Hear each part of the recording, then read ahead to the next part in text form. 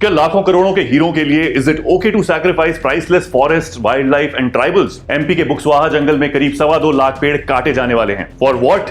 To set up a diamond mine. Aditya Birla group के इस project के लिए some 364 hectares of forest land will be destroyed. करीब 364 football field जितने जंगल, अराउंड 3.5 करोड़ कैरेट हीरा यहां से निकलेगा, जिसकी एस्टिमेटेड वैल्यू फेमस पन्ना डायमंड माइन से 15 गुना ज्यादा लगाई जा रही है। इस पूरे प्रोजेक्ट में करीब 2500 करोड़ रुपए लगेंगे and this will mostly be one of Asia's largest diamond mines. देश में लाखों लोग इस समय इसके अगेंस्ट ऑलरेडी प्रोटेस्ट कर रहे हैं, क्योंकि ये तो स्कूल में ही सबको पढ़ाया जाता है ना कि forest are our planet's lungs, जिनकी पिछले कुछ सालों में हमने वैसे ही दुर्गति कर रखी है। जगह जगह पॉल्यूशन बढ़ रहा है, कार्बन एमिशंस बढ़ रही हैं, जिसकी वजह से ग्लोबल वार्मिंग हो रही है, क्लाइमेट चेंज हो रहा है। फिर भी are we okay destroying our jungles even now? 3 lakh hectare में फैला हुआ ये बुक्सवाहा का जंगल is home to some rare species of animals, Indian chinkara, chousingha, bhalu, leopard, tiger, monitor lizards, vultures और पीकॉक। इस एनवायरमेंटली सेंसिटिव एरिया में setting up infrastructure would mean habitat destruction for these animals, जिससे बढ़ेगा man animal conflict. Forest ecosystem की ना लग जाने वाली है। लेकिन सिर्फ जंगल और जंगल में रहने वाले जानवर ही नहीं, यहाँ के जो नेटिव ट्राइबल्स हैं उनकी जिंदगी, रोजी रोटी सब मोस्टली इन जंगलों पर ही निर्भर है। इस सब के अलावा एक मेजर प्रॉब्लम जो यहाँ होने वाली है वो है पानी की। इस प्रोजेक्ट में करीब 60 लाख क्यूबिक मीटर पानी हर रोज इस्तेमाल होगा, मतलब करीब 2400 ओलंपिक साइज के स्विमिंग पूल जितना पानी हर रोज। ऑलरेडी पिछले कुछ टाइम से इस बुंदेलखंड रीजन में वाटर क्राइसिस चल रहा है। एनवायरमेंटलिस्ट की माने तो इस डायमंड माइन के आने से हालत और काफी खराब हो जाएगी।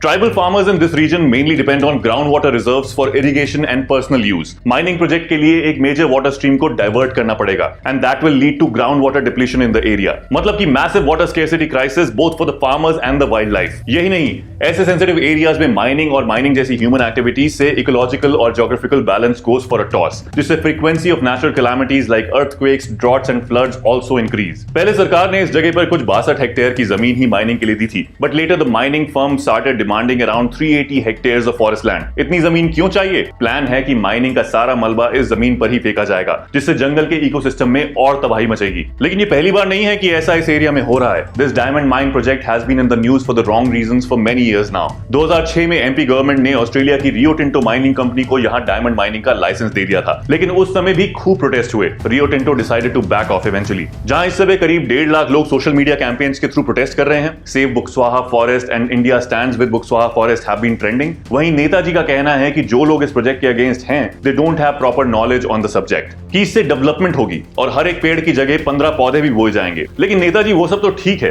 रिसर्च और एविडेंस कहता है कि damage to a naturally grown forest is irreparable and it can't be compensated by growing the trees elsewhere. सालों लग जाते हैं एक पौधे को पेड़ बनने में, तब तक ये ट्राइबल्स और जानवर कहां जाएंगे? इसीलिए डेवलपमेंट के नाम पर ऐसी destruction is not acceptable anymore. We need to reconsider our developmental models. जिस तरह से हमेशा से चलता आ रहा है वैसे ही रहा तो काफी प्रॉब्लम हो जाएगी। We need to look at the situation with a new lens. बेशक इस प्रोजेक्ट के आने से डायमंड एक्सपोर्ट बढ़ेगा, देश की जीडीपी बढ़ेगी, होपफुली उस पैसे से देश की डेवलपमेंट होगी। लेकिन सवाल ये है कि क्या हम सच में ऐसी डेवलपमेंट चाहते हैं जिसके नाम पर लाखों पेड़ काटे जाएं, लाखों करोड़ों गैलन पानी खत्म हो जाए, फ्लोरा और फौना खत्म हो जाए जो कि कभी वापस नहीं आएगा। अब तक क्लाइमेट एक्शन और उसके लिए एनवायरमेंट प्रोटेक्शन हमेशा रेस में पीछे रहे हैं। डेवलपमेंट के नाम पर हम जंगल काटते आ रहे हैं, बट जो इस समय दुनिया भर में हो रहा है, हमारे इंडिया में हो रहा है।